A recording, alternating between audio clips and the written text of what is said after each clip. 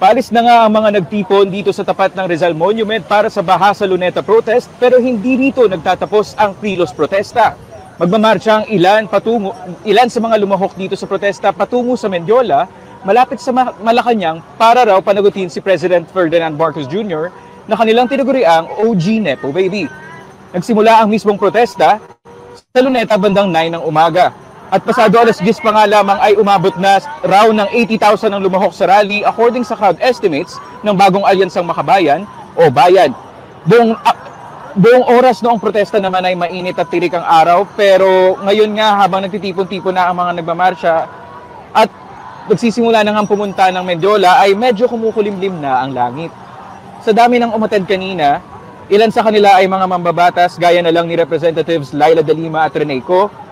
Nagalit din sa laganap na korupsyon sa gobyerno at may mga first-time rallies din at mga miyembro ng iba't ibang sektoral at church groups maging mga artista.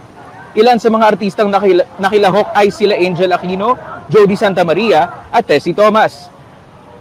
Paulit-ulit namang sinabi ng mga nagsalita sa programa ng protesta na hindi dapat dito nagtatapos ang galit at pakikibaka at ang pagdemand for transparency, accountability at hustisya bilang isang kolektibo.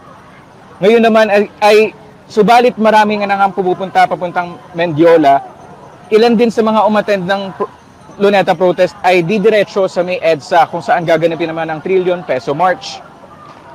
Ang Trillion Peso March ay magsisimula bandang alas 2 ng hapon at marami ring mga artista, marami ring mga grupo at ilang libong tao din ang inaasahang dadalo doon. This is Zacharian Sarao reporting for Inquirer.net.